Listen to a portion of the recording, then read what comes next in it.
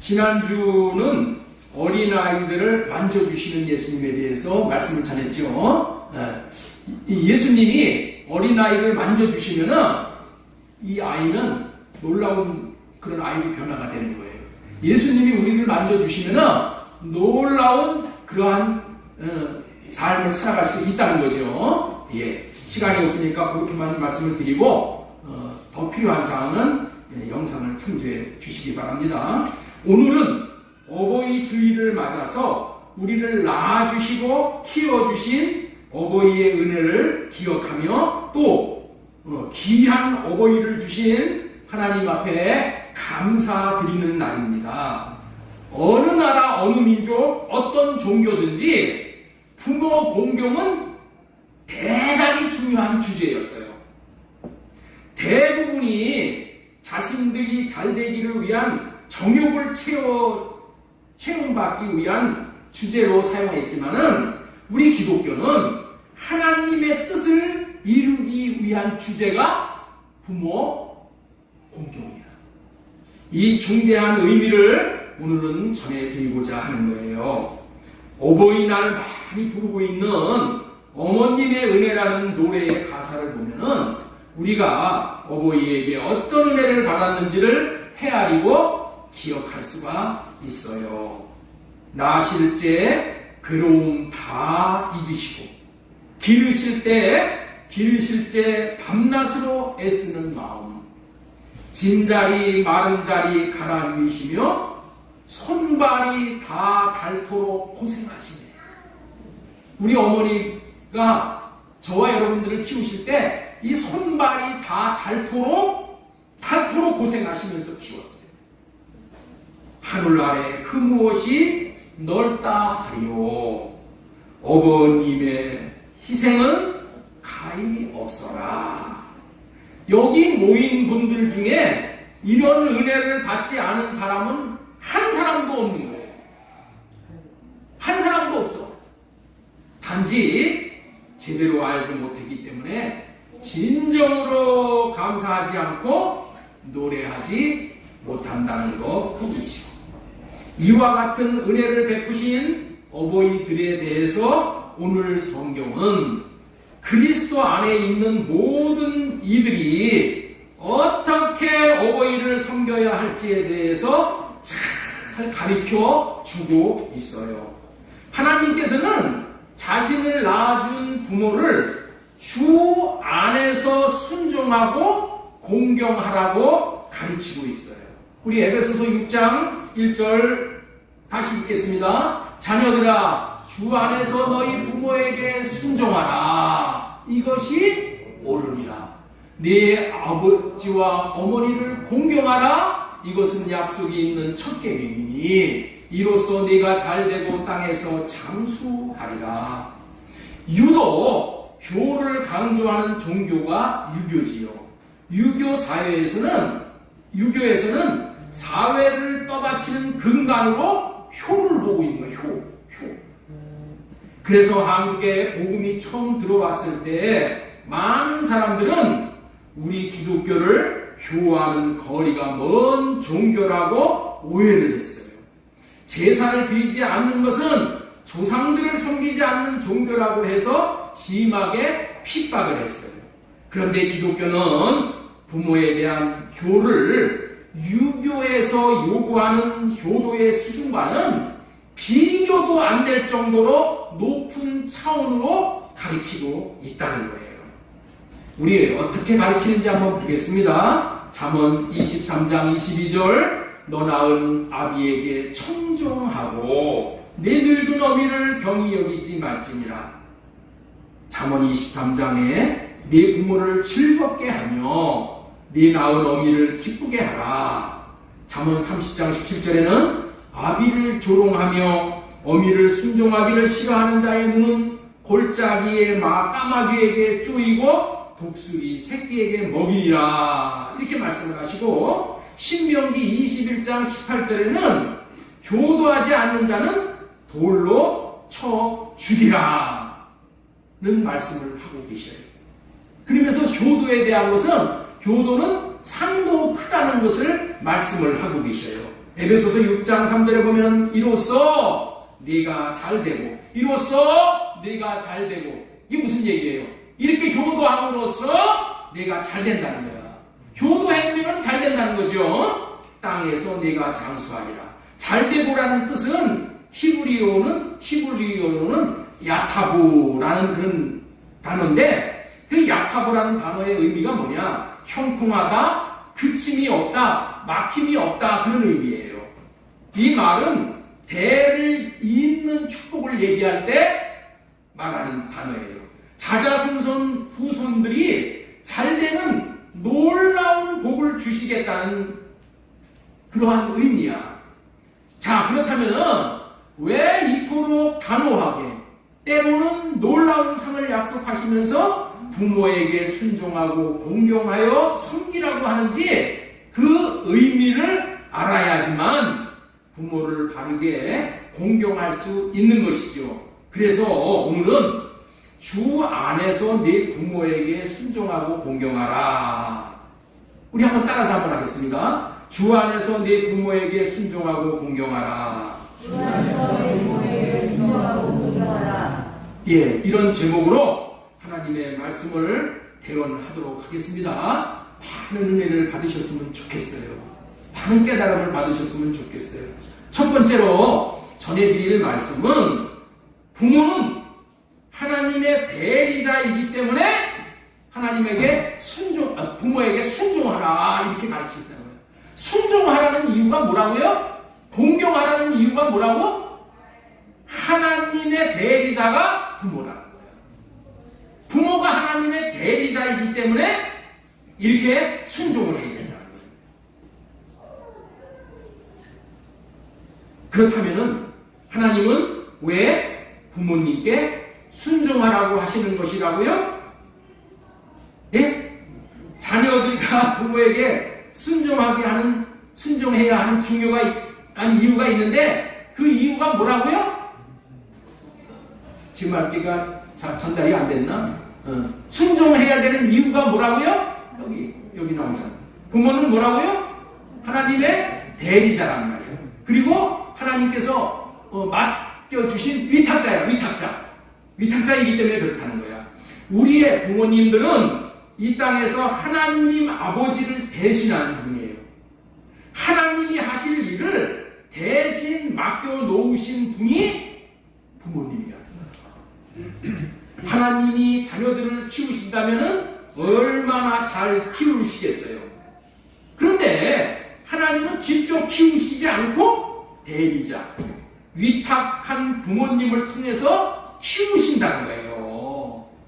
하나님은 하나님의 자녀들인 저와 여러분들의 전인격적인 교육을 부모님들에게 위탁하셨다니까. 다시 말해서 부모님들은 하나님의 자녀들을 낳은 대리자예요. 그리고 키워달라고 맡겨주신 위탁받은 분들이라니까. 원래 이 땅에 존재하는 만물은 다 누구 것일까요? 하나님의 것이죠. 그렇기 때문에 저와 여러분들도 하나님의 것이야. 하나님은 자녀들을, 하나님의 것인 저와 여러분들을 누구에게 태어나게 하시고 누구에게 맡기면은 하나님의 자녀들을 잘 키울 수 있을까를 찾으시다가 적임자를 누구를 적임자로 여겼다고요? 여러분의 부모를 여러분들을 잘 키울 수 있는 적임자라고 여기셔서 여러분들의 부모님들에게 태어나게 하시고 양육하는 일을 부모님들에게 맡기셨다는 거예요.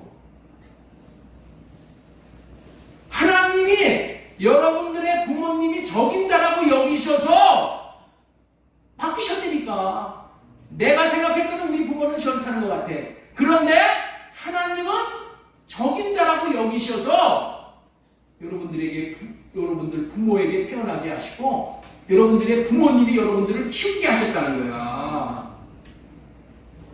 다시 말해서 우리의 부모님은 우리를 창조하신 하나님 아버지로부터 출생과 양육을 위탁받은 대리자라는 거예요. 그리고 하나님은 무조건 키우라고 맡기신 것이 아니라 낳을 때부터 자녀를 키울 수 있는 모든 자원을 부모님들에게 공급해 주시면서 키우라고 맡기신 거예요. 먹을 것도 입을 것도 건강하게 키울 수 있는 자원도 다 부모님에게 하나님이 주셨어. 그리고 자식을 키울 수 있는 권세도 주셨어요. 제일 중요한 자원인 자녀를 사랑할 수 있는 마음, 자녀들을 열심히 섬길 수 있는 마음, 희생을 할 수 있는 마음까지도 부모에게 주셨다는 거야. 자식을 잘 키울 수 있는 모든 것을 다 공급해 주시면서 키우라고 맡겨주셨기 때문에 부족함이 없이 완벽하게 완전하게 키울 수 있게 하셨다는 거예요. 부모님을 대리자로 삼으신 것은 하나님이 보실 때에 자격이 있기 때문에 대리자로 세우셨다니까. 하나님이 아무나 대리자로 세우시겠어요? 다 세울 만하기에 세우신 것입니다.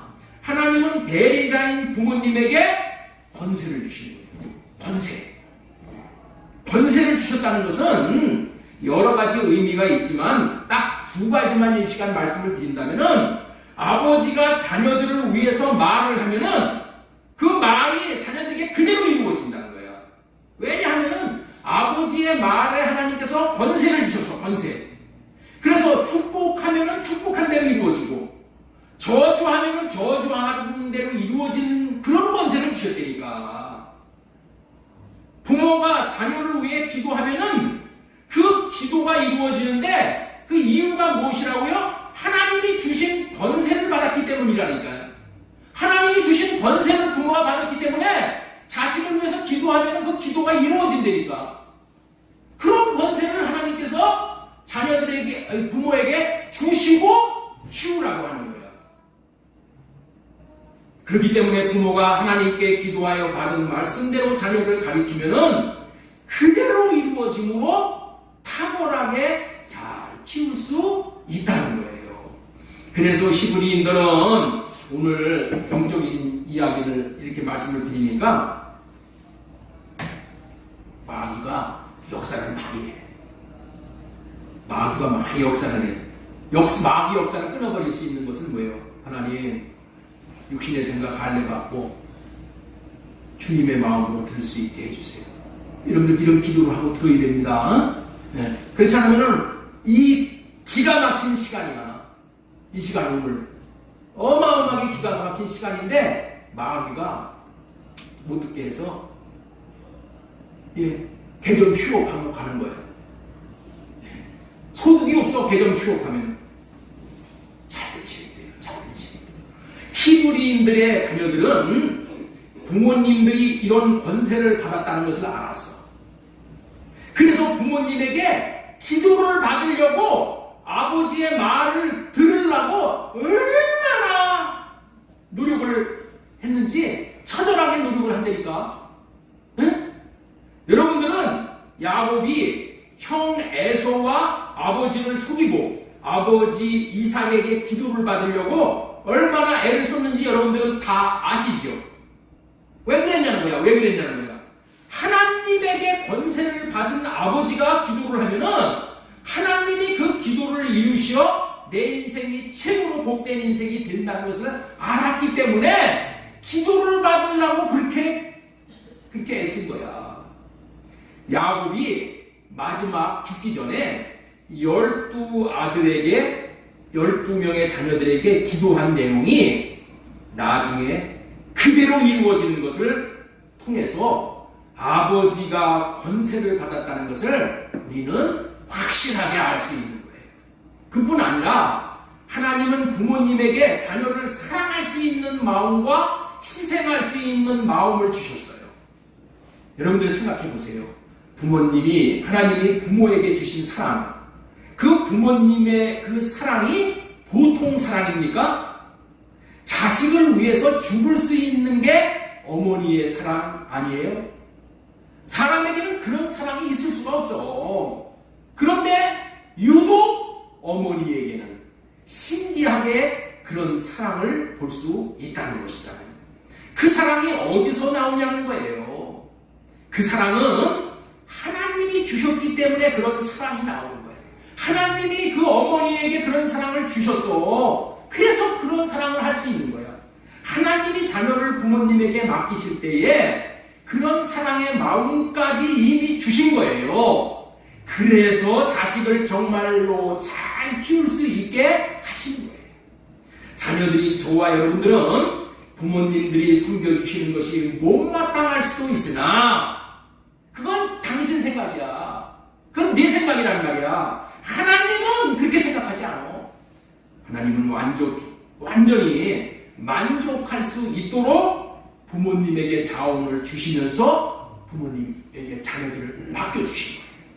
자, 예를 하나 들면서 어떻게 자녀들에게 사랑을 공급하시는지를 예약을 하나 먼저 드리겠습니다.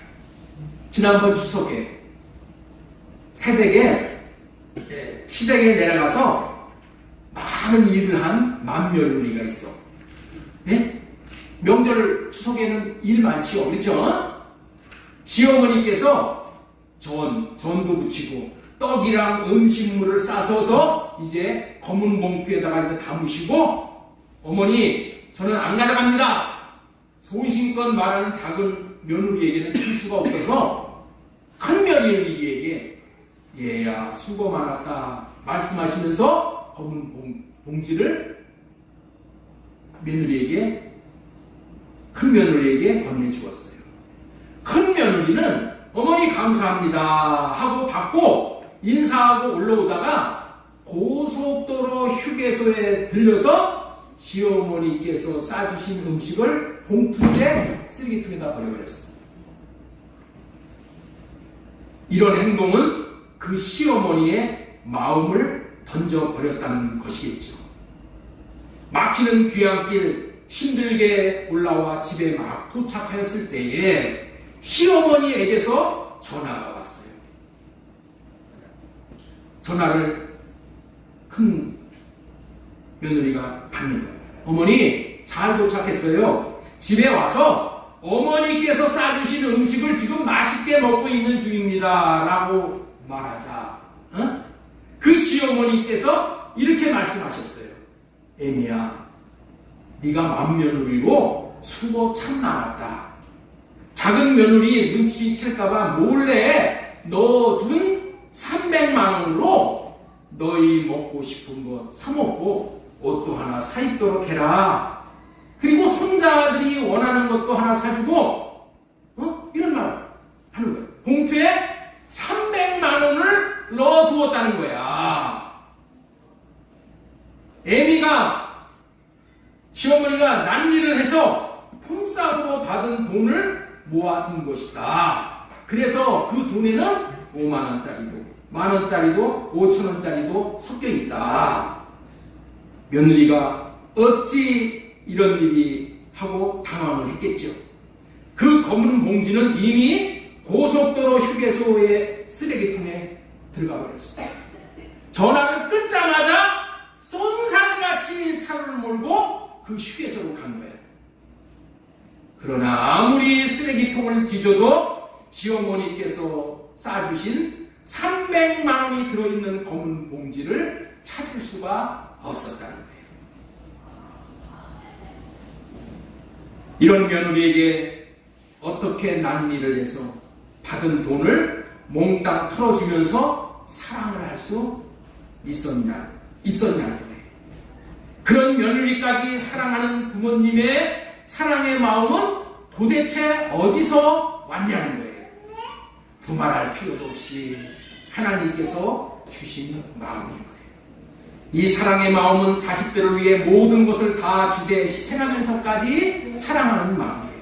그런데 중요한 것은 이런 삶을 살 수 있게 하는 마음이 인간 마음에서는 절대로 나올 수가 없다는 거예요. 인간에게서는 있을 수 없고 하나님이 이런 마음을 주셨기 때문에 가능하다는 거예요. 하나님은 부모를 하나님의 대리자로, 위탁자로 세우셔서 이런 사랑의 마음을 부모에게 주셔서 자녀들을 낳으시고 잘 키울 수 있게 하시는 분이셔요. 그래서 부모님들은 하나님의 대리자로 하나님의 공급을 받아 자녀들을 키우시기 때문에 최고로 잘 키울 수 있다는 것을 믿어야 하는 거예요. 그래서 오늘 설교 제목 주 안에서 내 부모를 순종하고 공경하라는 제목으로 말씀을 전하는 거예요. 순종하고 공경하라는 이유는 순종하라고 공경하라는 이유는 하나님이 대리자로 세우신 부모님에게 주신 사랑의 마음을 받아들이는 유일한 방법이 순종하고 공경하는 것이기 때문에 그렇다. 부모에게 순종하고 공경하지 않으면 하나님이 부모를 통해서 주시는 놀라운 것들을 받지 못하기 때문이야. 그래서 순종하고 공경하라는 거예요. 하나님께서 우리에게 땅에서 잘되고 장수하는 복을 줄 테니까 라고 하시면서까지 부모에게 순종하라 공경하라고 하시는 거예요. 에베소서 6장 2절 내 아버지와 어머니를 공경하라. 이것은 약속이 있는 첫 계명이니 이로써 네가 잘되고 땅에서 장수하라 하면서까지 공경하라는 거예요. 왜 그렇다고요? 하나님이 부모를 통해서 자녀를 잘 키우시려고 그렇게 하신다는 거예요. 그런데 부모님을 순종하지 않고 공경하지 않는다면 부모님을 통해서 주시는 하나님의 복을 받을 수가 없게 되는 거예요. 대신에 부모님의 사랑을 쓰레기로 취급하는 거예요. 그래서 쓰레기 취급한다는 것은 부모를 통하여 자녀들에게 주시려는 하나님의 은혜와 복을 쓰레기 취급한다는 뜻이 되는 거예요. 불순종하면서 불공경하면서 거부하는 삶은 대리자로 부모를 세우신 하나님을 거부하고 욕되게 하는 거예요.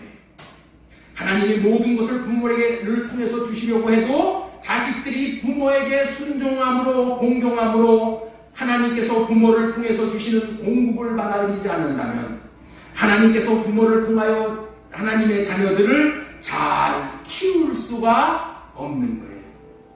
그러면 자식은 제대로 자라지 못하므로 자식 구실을 할 수가 없는 것이고 절대로 자식 농사는 하나님 앞에 성공할 수가 없는 것뿐만이 아니라 자식이 성공하도록 모든 자원을 다 공급하시는 하나님도 실패할 수밖에 없게 되는 거예요.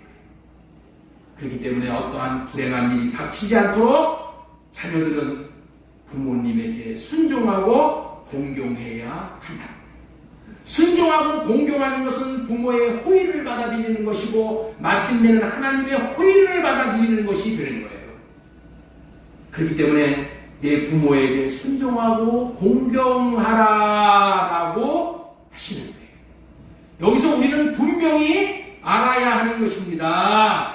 자녀들을 부모님이 키워주시는 것이 알고 있으나 아니요, 하나님이 키우시는 거예요. 그런 의미에서 부모님은 하나님의 대리자라고 하는 거예요. 하나님이 키워주셔야 잘 될 수 있는 거예요. 그래서 하나님의 대리자인 부모님에게 순종하라고 하는 거예요.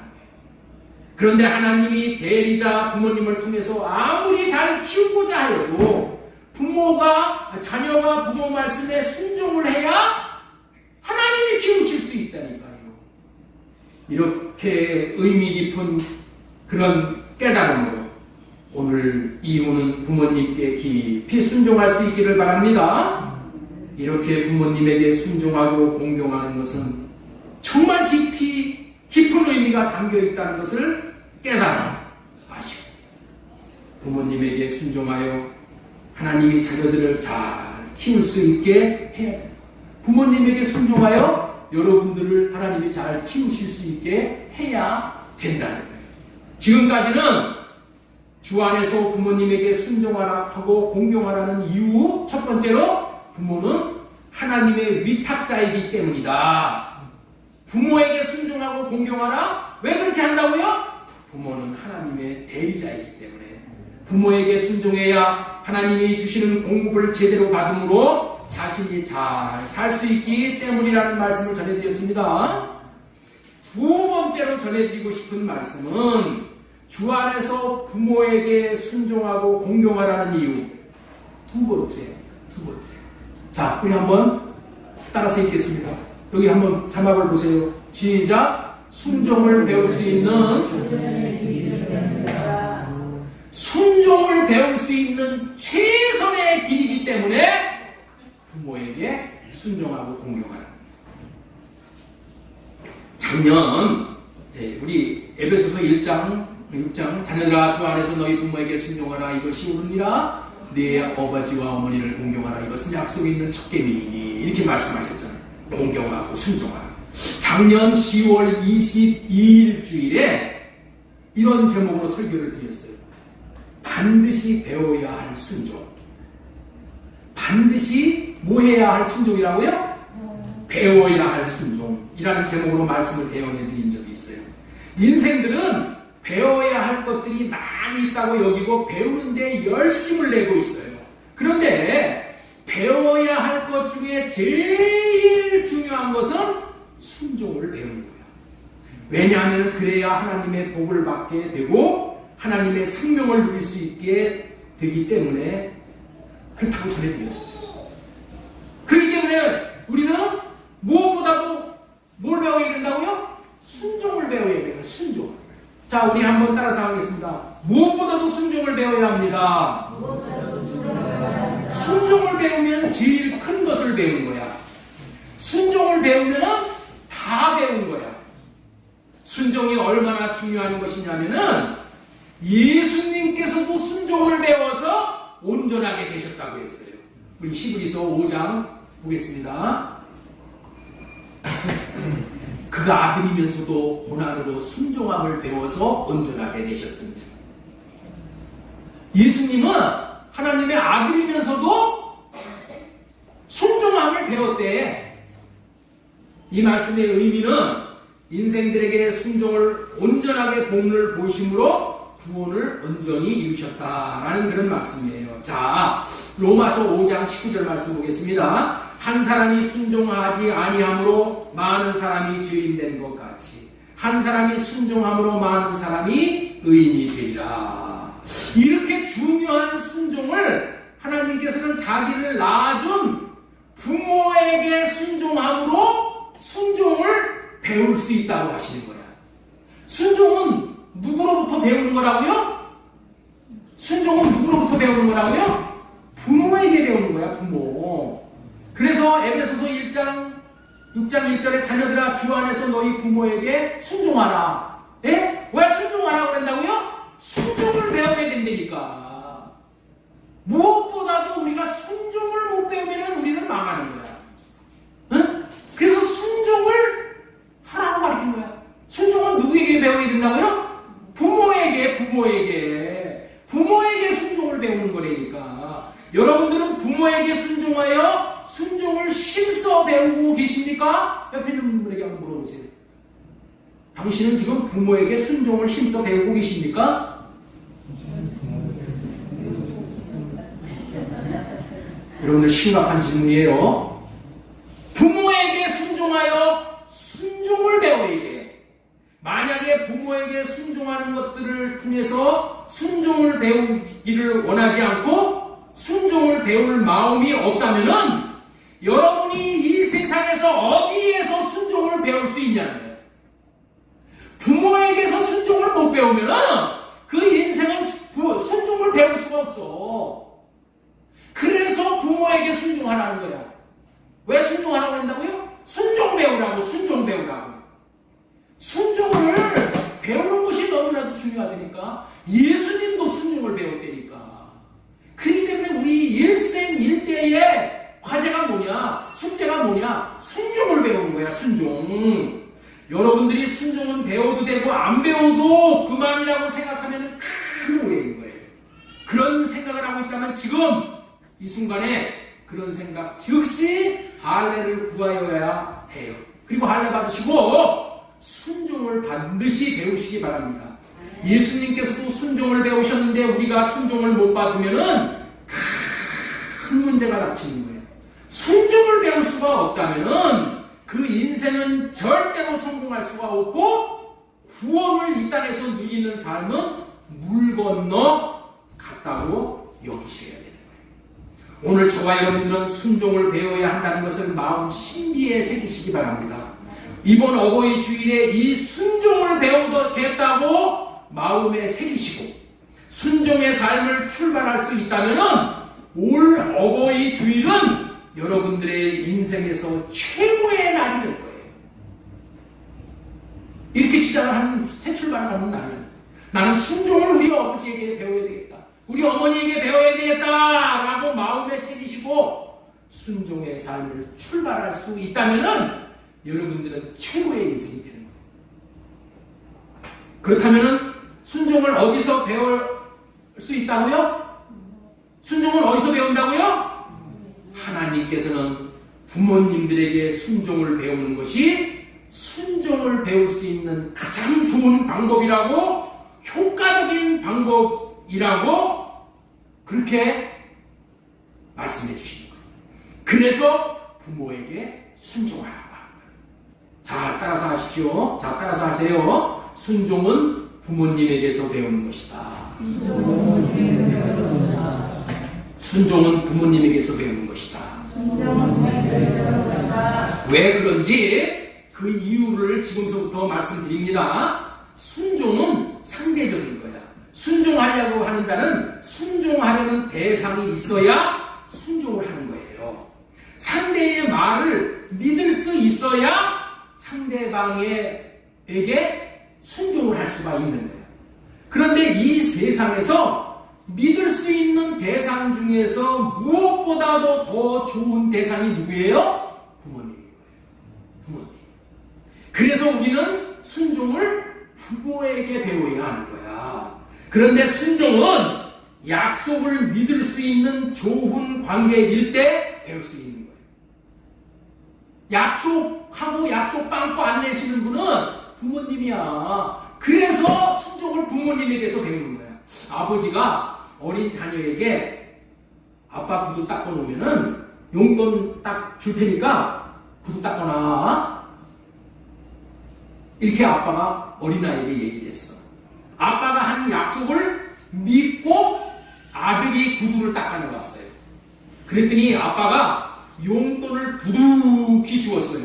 그러면은 이 아이는 무엇을 배우겠어요? 순종이 좋다는 것을 배우는 거야. 그래서 다음에도 순종을 하는 거예요.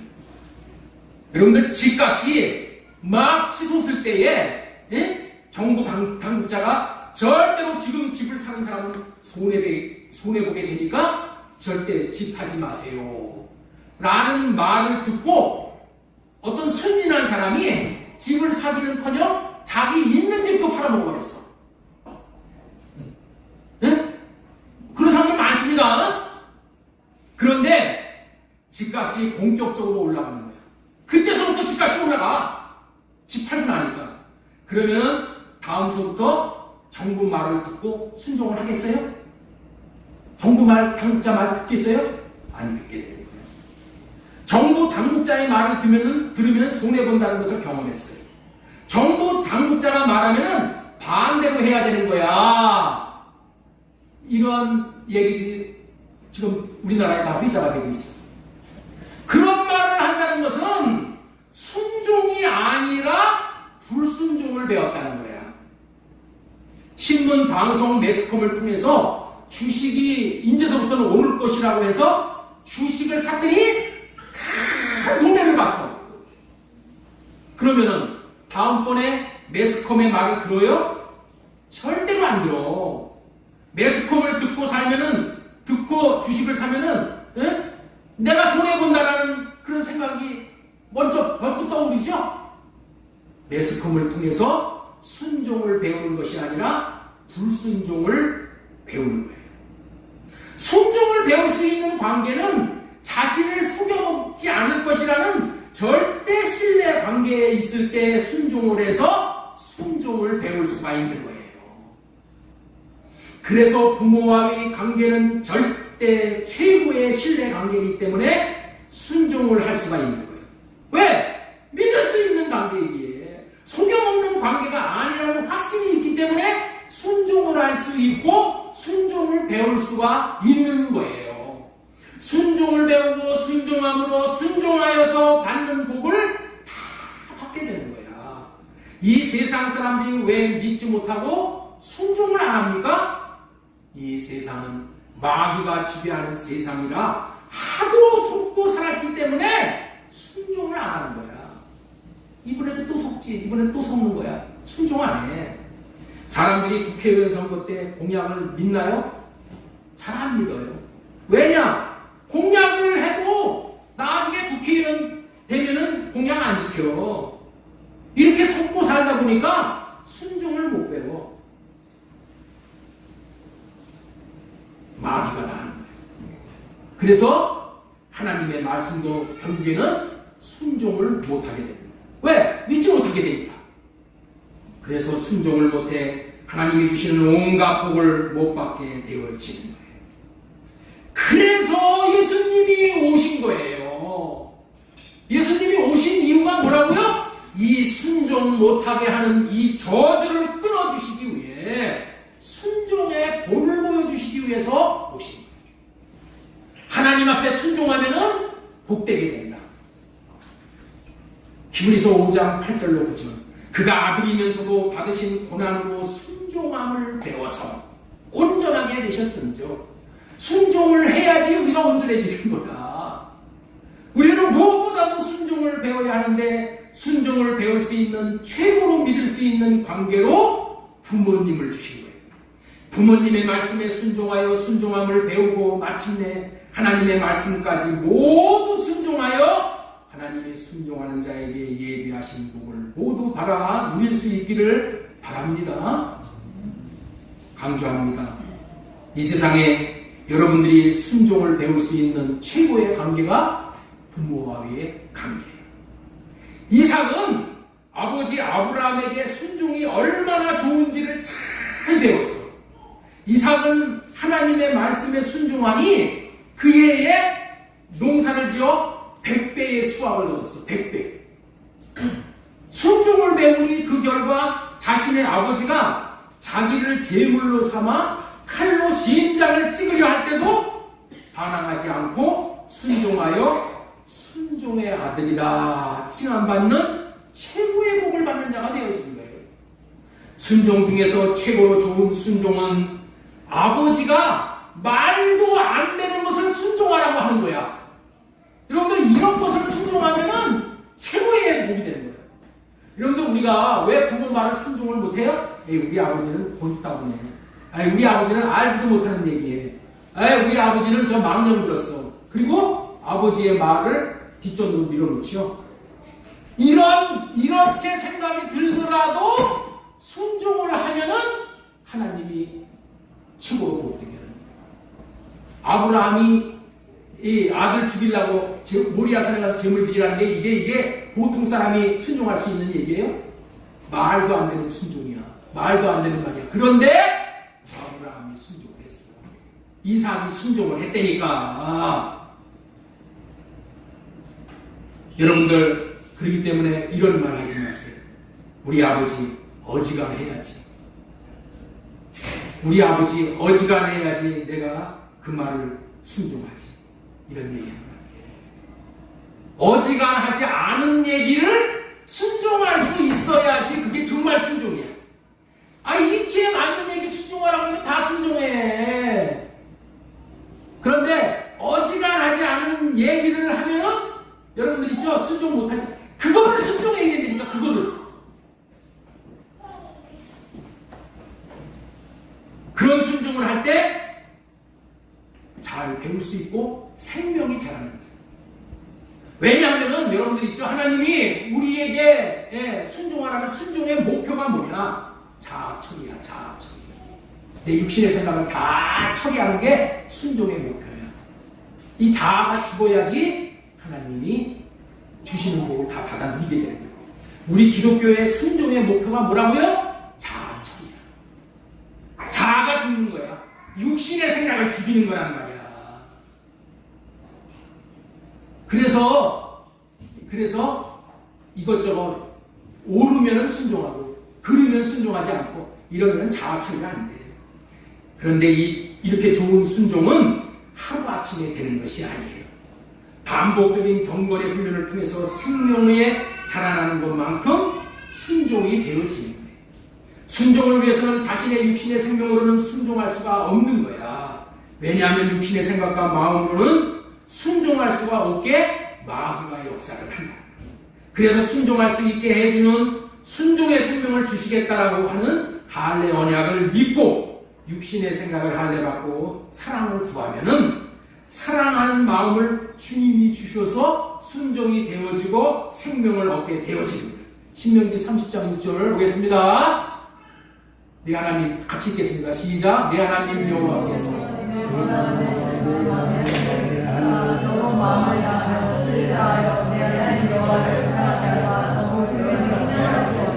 육신의 생각을 할례받고 말씀에 순종할 때 마귀가 떠나는 거예요.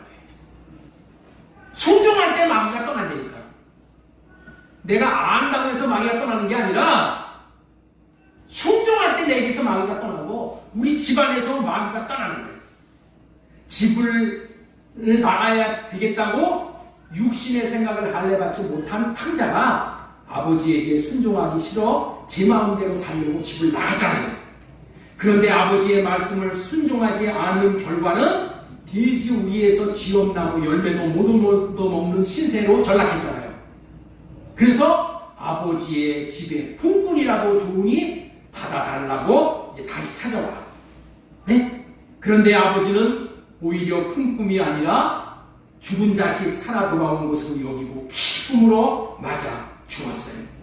작은 아들인 탕자가 아버지 집에 돌아왔더니 남의 자식이라면 어림도 없는 융숭한 대우를 해주시는 것을 경험하며 이 작은 아들 탕자는 무엇을 배웠겠느냐? 내가 다시는 아버지의 말씀을 불순종하고 살지 않고 아버지의 말씀이라면 내가 목숨이라도 걸고 죽으라면 죽는 데까지 내가 순종하겠다. 그런 마음에 각오가 있지 않게 하겠어요? 순종의 중요성을 배우고 순종하며 살았을 거예요. 아버지와의 관계에서 순종을 배울 수 있는 자녀가 되지 못하는 자는 절대로 하나님에 대한 순종을 할 수가 없는 거예요. 그래서 하나님께서는 순종을 부모를 통해서 배우라고 하십니다. 순종이 얼마나 좋은 것이냐면 내가 순종하면은 자자손손이 순종의 마음을 받아 자자손손이 순종을 하게 되는 거야. 순종은 유전되는 거야. 그래서 천대까지 복을 주시겠다는 거예요. 로마서 5장 19절 말씀 보겠습니다. 한 사람이 순종하지 아니함으로 많은 사람이 죄인이 된 것 같이 한 사람이 순종하심으로 많은 사람이 의인이 되리라. 순종이 이렇게 좋은 거야. 응? 부모에게 내가 순종함으로 내가 순종을 배워서 하나님에게 대해서도 순종할 수 있으므로 온갖 귀한 복을 어떻게 천대까지 받는 거예요. 여러분들 있죠? 복은 어떤 자가 받냐? 순종하는 자가 받아. 그런데 내가 순종을 해서 우리 집안에서 이 마귀의 역사를 끊어버리잖아요.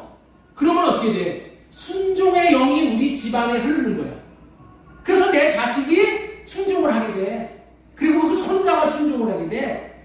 그래서 천대까지 복을 받는 거야. 뭐 예수만 믿으면은 여러분들 그냥 천대까지 복을 받는다. 그렇게만 알아두면 예수님을 믿는다는 것은 이런 의미가 있는 거야. 예수님이 주시는 마음을 받아서 내가 순종하는 거야. 그러면 내게 복이 되고 예수님의 마음을 받아서 자식이 순종을 해서 자식이 복을 받는 거야. 그것이 이어져 내려가는 거야. 그게 천대까지 복을 받는다고 되는 그렇게 말씀을 하는 거예요. 순종이 이렇게 좋은 것이기에 부모님에게 순종함으로 순종을 배워서 하나님에 대해서도 순종할 수 있으므로 온갖 귀한 복, 천대까지 이어진 복을 다 맛볼 수 있게 하시는 거예요. 지금까지 주 안에서 부모에게 순종하고 공경하라 이런 제목하에 첫 번째 왜 공경해야 되느냐? 부모는 하나님의 위탁자이기 때문에 하나님의 대리자이기 때문에 우리가 순종해야 된다. 두 번째 순종을 배울 수 있는 최선의 길이기 때문에 네? 부모에게 순종하는 순종을 배울 수 있는 어떤 길이라고요? 최선의 길. 자, 세 번째로 전해드리는 말씀은 주 안에서 순종하라. 자, 주 안에서 순종하라 이 말은 어떤 의미가 있냐면은 주 안으로 순종하라 이런 의미가 있는 거예요. 순종이 복이 되는 것은 주 안에서 순종할 때이고 주 안으로 순종할 때 복이 되는 거예요. 그런데 여기서 문제가 되는 것은 뭐냐? 주 안에서 순종하라는 명령이 때로는 예수님을 믿지 않는 불신 부모의 뜻과 충돌하게 되는 때가 있어서 갈등을 하는 거예요. 우리가 기억할 것은 우리가 하나님의 뜻을 쫓는 자녀라면은 하나님의 뜻에 먼저 순종하고 복종해야 되는 거예요. 하나님은 주 안에서 순종을 하라고 되는 거예요. 만약에 부모님이 자신의 위치를 떠나서 부모님이 하나님 자리를 차지하는 경우가 있어. 그래가지고 뭐라고 그랬냐? 자기 육신의 생각에 따라서 자식을 키우려고 한단 말이야. 야, 너 교회 나가지 말아라. 아빠 일 좀 도와야 되겠다. 주일 성수를 못하게 해. 그리고 제사를 드리라고 강요를 해. 예? 이거 뭐예요? 하나님을 섬기는 것을 못하게 하는 거지요. 이렇게 못하게 한다 하더라도 하나님의 말씀을 순종하는 것을 포기하고 하나님의 뜻을 따르지 않으면은 이것이 오히려 부모님이 하나님 앞에 죄를 짓게 만드는 거예요. 그러므로 먼저 하나님의 뜻을 따라 하나님에게 순종을 해야 되는 거예요. 이것이 일시적으로는 부모의 마음을 상하게 하는 갈등을 가져올 수도 있지만은 결국에는 부모님이 하나님의 복을 받게 되는 것이고 하나님 중심의 복된 가정을 이루게 할 수 있는 거예요. 이렇게 사는 것을 주 안에서 순종한다라는 거예요. 하나님의 권위에 거스리지 않는 범위 내에서 부모님에게 철저히 순종하여 효도할 때에 이 땅에서 잘 되고 장수하는 복을 누리며 또한 부모님의 영혼을 구원할 수 있다는 것을 믿으시기 바라면서 그렇게 되어지기를 축복합니다. 네. 지금 무슨 말씀을 전해드리는 거냐면은 주 안에서 순종하라는 말씀을 전해드리는 거예요. 주 안에서 순종하라는 말의 의미는 주 안으로 순종하는 의미가 있다는 것을 지금서부터 이제 전해드리려고 해요. 네. 예, 오늘 너무너무 중요한 말씀들을 지금 전하고 있는 거예요. 자, 우리 룻기로 넘어가면은 룻기 1장에 보면은 사사들이 다스리던 시대에 있었던 이야기가 나와. 유대 땅 베들레헴이라는 작은 마을에 엘리멜렉이라는 사람이 살고 있었어요. 엘리멜렉. 그 이름의 뜻이 뭐냐? 하나님이 왕이시다라는 뜻이야. 엘리멜렉의 뜻이 뭐라고요? 하나님이 왕이시다. 예? 유대 땅에 남편 엘리멜렉이 살아서 띄워주세요. 하나님이 왕이시다. 부인은 누구냐? 나오미였어. 자녀는 누구냐? 말론이고 기론이야. 예? 유대 땅에 남편 누가 살았다고요? 엘리멜렉. 엘리멜렉의 그 이름의 뜻이 뭐라고요? 하나님이 왕이십니다. 부인은 나오미. 자녀는 말론 기론이에요. 근데 그 땅에 큰 땅에 흉년이 들었어. 양식이 풍부하다는 요단강 동편 모압 땅으로 임시로 이사를 했어. 네? 이사를 했단 말이야. 모압 땅에서 가니까 처음에는 잘 사는 것 같았어. 그런데 거기를 가니까 남편이 죽어버렸어. 하나님은 왕이시다는 이름을 가진 엘리멜렉은 힘들고 어려워도 떠나고자 하는 육신의 생각을 할례받고 하나님께서 기업으로 주신 베들레헴에 살아야 마땅한 것이었었어. 응? 하나님의 자녀, 하나님의 백성된 우리 성도들은 힘들고 어려워도 주님 안에서 주님께서 피로 값주고 사신 교회 안에서 살아야 되는 거야. 교회 안에서 아들 말론과 기료는 거기서 장가를 들었어. 장가. 어디서 장가 들었다고요? 모압 땅에서. 그래, 어떻게 장가를 들었어요? 모압 여자를 맞아들여서 장가를 들었어. 하나의 이름은 오르바이고 또 하나의 이름은 루시아, 룻. 오르바가 큰 며느리가 됐고 룻은 작은 며느리가 되었어요. 그런데 모압 땅에 와서 남편과 두 아들을 다 잃어버리게 됐단 말이야. 응? 다 잃어버리게 됐어. 남편도 잃어버리고,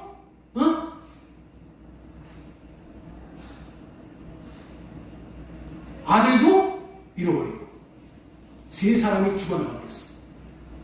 그때에 남편과 두 아들을 잃은 나오미는 깨달은 거야.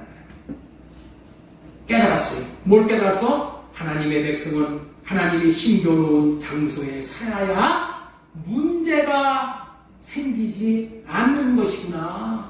이걸 깨달았어. 문제가 생긴다고 해도 하나님이 지키시고 붙들어 주어야 하는 것이구나를 깨달았다는 거예요. 그래서 마음을 정했어요. 여러분들이 있죠. 깨달으면 마음을 정해가지고 즉시 행해야 되는 거야. 즉시 행해야 되는 거야. 깨닫고 그러네. 어물어물거리면은 발전이 없어. 복이 없어. 하나님의 보호함이 계신 유대 베들레헴 땅으로 이제 돌아가는 거야. 돌아갈 그런 생각으로 이제 두 며느리 오르바와 룻을 불러놓고 딸들아, 나는 나의 고향 유대 땅 베들레헴으로 돌아가련다 하고 이제 두 며느리와 함께 유다 땅으로 돌아가려고 길을 나섰어. 그리고 이제 길을 가는 거야. 그런데 유대 땅으로 가는 도중에 두 며느리에게 이 나오미가, 시어머니가 이 얘기를 하는 거야. 야, 나만 같으니까 너희들은 너희 친정집으로 돌아가라. 권면을 하는 거예요. 나를 따라가는 것은 너희들에게 짐을 져주는 거다. 왜? 늙은 시어머니 같이 따라가봤자 뭐야? 시어머니 공경하려면 얼마나 힘들어. 그렇죠? 그렇기 때문에 이 나오미가 양심적으로 야, 이 며느리들 모압 여자들을 데리고 유다 땅으로 가려는 것을 포기했어. 자기를 생각하면 데리고 가야지. 그런데 놓고 가는 거야. 놓고 가려고 하는 거야. 너희들에게 짐을 지어주는 것이다. 젊은 너희들의 앞길을 막는 것이니까 나를 따라와 내게 효도하려고 하지 말고 네 고향으로 가라. 가서 새 남편을 만나서 새 가정을 꾸려라. 하나님께서 너희에게 복을 내려주시기 원한다 라고 축복하면서 보냈어. 그러자 두 며느리들이 아닙니다 어머니가 가는 곳에 나도 가겠습니다 라고 안 가는 거야. 룻기 1장 9절 하반절에 보겠습니다. 며느리들이 큰 소리로 울면서 말하였다. 아닙니다. 우리도 10절입니다. 아닙니다. 우리도 어머니와 함께 어머니의 결의에게로 돌아가겠습니다. 네? 그랬다는 거예요. 너희들이 나와 같이 가면은 늙은 시어머니 내 말에 순종하고 공경하려면 얼마나 고생스러우냐. 너희들은 너희 장래를 생각해라. 너희들을 위한 길을 가거라. 이제 늙은 내가 너희들에게 해줄 곳이 없으니 돌아가라. 이렇게 했단 말이에요.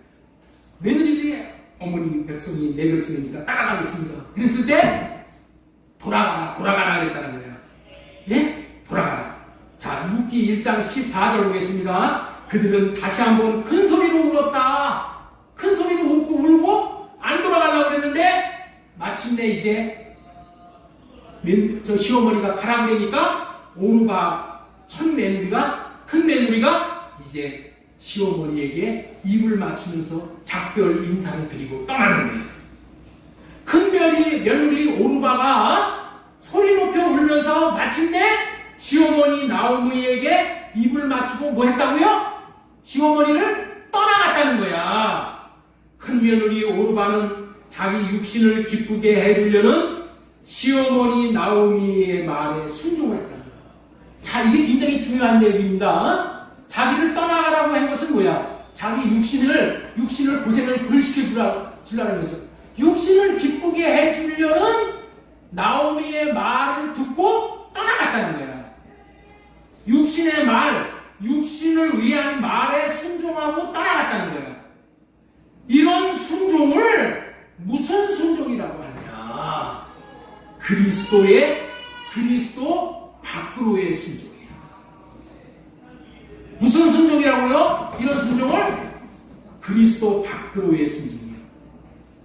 그리스도 밖으로의 순종이야. 순종은 순종이야. 순종에 두 종류가 있는 거예요. 그리스도 안으로의 순종이 있고 그리스도 밖으로의 순종이 있는 거야. 큰 며느리 오르바가 시어머니 나오미의 육신의 생각에서 나오는 육신의 말에 순종을 하기는 했는데 이 순종이 어떤 순종이라고? 그리스도를 떠나는 순종이야. 부모에게 순종을 하는데 몇 가지의 순종이 있다고요? 두 가지의 순종이 있어요. 그리스도 밖으로 나가는 순종이 있고 그리스도 안으로 들어오는 순종이 있는데 시어머니가 하는 말에 큰 며느리 오르바는 그리스도 밖으로 나가는 순종을 했다는 거예요. 순종에는 육을 기쁘게 하는 순종이 있고 영을 기쁘게 하는 순종이 있다는 거예요. 자신의 육을 기쁘게 하는 것이 있고 하나님을 기쁘게 하는 순종이 있다는 거예요. 오르바는 무엇을 기쁘게 하는 순종을 했어요? 육을 기쁘게 하는 순종을 한 거예요. 시어머니 말에 순종을 했는데 믿음 안으로 들어오는 순종이 아니라 믿음 밖으로 나가는 순종을 했어. 오르바는 시어머니가 가라고 해서 순종을 하려고 간 거야. 예? 불순종한 거 아니야. 불순종한 거 아니야. 시어머니 나오미가 가라고 해서 순종을 한 거야. 이 순종은 겉보기로는 잘못된 것이 없는 순종인 것 같아. 그러나 이 순종은 육신을 위한 순종으로 오르바는 돌이킬 수 없는 길로 가버린 천추의 한이 되는 순종이 되어버린 거예요. 시어머니 나오미가 그들의 육신의 장래를 생각하면서 육신을 생각해서 고향마을로 돌아가 시집 가라고 한 거잖아요. 그렇죠? 그들을 위해서 그런 말을 했어. 그런데 그 말이 무슨 말이냐? 육신을 위해 해주는 말이라는 거예요. 육신을 위해서 해주는 말에 순종을 했다는 거예요. 시어머니 나오미는 남편도 없고 이제 늙은 시어머니 나오미를 따라간다면 무슨 소망이 있겠습니까? 그래서 육신을 위해서 하라고 한 거야. 육신을 위해 주는 시어머니 말에 자신의 처지를 위해 준다고 여기고 속으로는 어떻게 됐어요? 감사한다고 여기고 그리스도 밖으로 나가는 순종을 해버린 거예요. 그런데 이 육신을 위하여 가버린 순종을 성경에서는 무엇이라고 증언을 하고 있느냐? 룻기 1장 14절 보겠습니다. 마침내 오르바는 시어머니에게 입 맞추면서 작별 인사를 드리고 떠났다. 보아라, 내 동서는 저의 결례와 신에게로 돌아갔다. 누구에게 돌아갔다고요? 믿지 않는 백성들, 세상으로 돌아갔고 저들의 신에게 돌아갔다는 거예요. 신에게. 마귀 신에게 돌아갔다고 하는 거예요. 육신을 위한 순종은 마귀 귀신에게로 돌아가는 순종이라는 거예요. 예수님이 죽을 것이라는 말을 제자들에게 했을 때에 베드로가 뭐라 했냐면은 예수님 절대 죽으면 안 됩니다. 이랬다는 거야. 예수님의 육신을 위한 말을 했죠. 절대 죽으면 안 됩니다. 이렇게 얘기했으니까. 육신을 위한 말을 했을 때 예수님은 베드로에게 사탄아 물러가라. 그것은 육신을 위한, 예수님의 육신을 위한 말을 했기 때문에 그렇게 되는 거예요. 그런데 같은 며느리로서 룻은 그렇게 순종을 하지 않았다. 자, 룻기 1장 14절 보겠습니다. 그러나 룻은 오히려 시어머니 곁에 더 달라붙었다. 개역 개정에서는 붙쫓았다라고 번역을 하는 거예요. 룻은 나오미를 붙쫓았다. 이렇게 나오미를 따른 것을 그리스도 안으로 순종했다. 오르바가 따른 것은 그리스도 밖으로 순종을 했다. 이와 같은 순종을 그리스도 안으로 순종이라고 합니다. 두 며느리가 시집에 와서 시어머니 나오미에게서 하나님이 어떤 분이신 것을 수도 없이 들었어요. 하나님을 듣고 알았으면은 듣고 안 대로 살아야 하는 거예요. 들은 대로 사는 사람은 룻이야, 룻. 룻은 그리스도 안으로 순종을 했어. 늙은 시어머니를 따라가서 시어머니를 공경한다는 것은 육신으로 고생길이 열려지는 따름이지요. 그럼에도 불구하고 자신에게 하나님을 알게 하고 하나님의 백성이 되는 길을 알게 한 시어머니 나오미를 순종하고 공경하고자 따라가겠다고 한 둘째 며느리의 순종은 그리스도 안으로의 선택이고 그 인생의 최선의 선택이 되어 자손 만대가 복을 받는 순종이 된 거예요.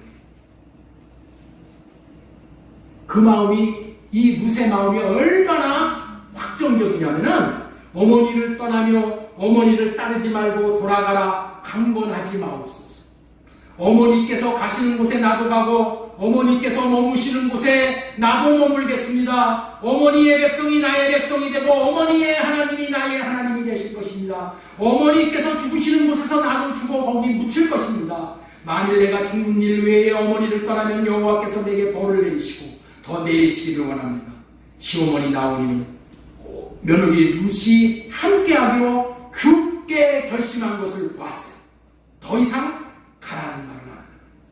이렇게 마음을 확정하고 사는 삶을 우리들도 본받으라고 도전을 하시는 거예요. 나오미는 모압 며느리 룻을 데리고 모압 땅으로 유대 땅 베들레헴으로 돌아왔어요.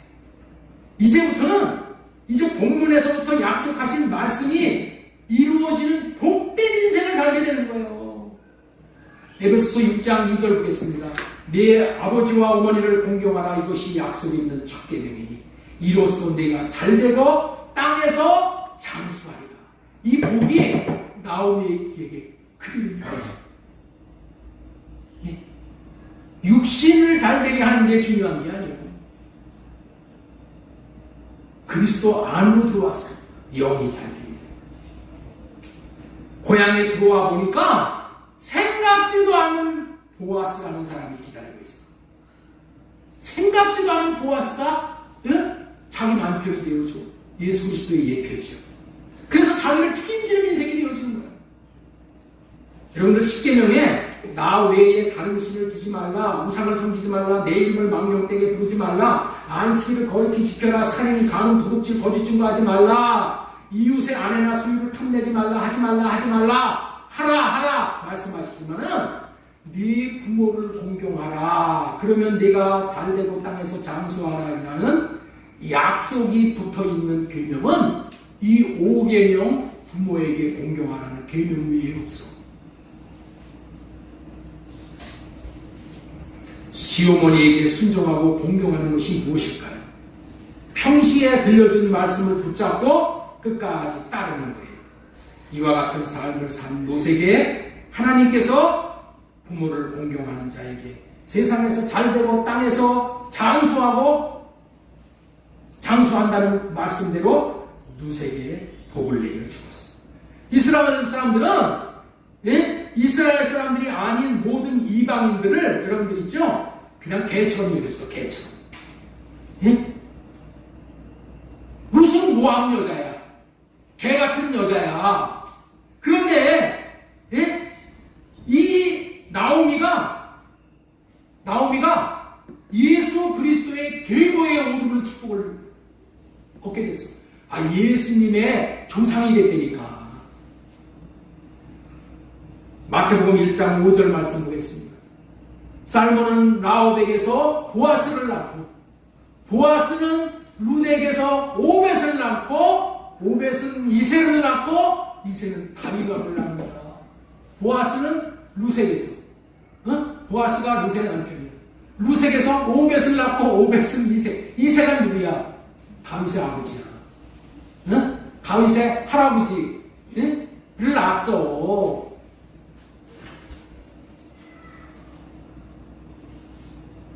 얼마나 놀라운 복이에요.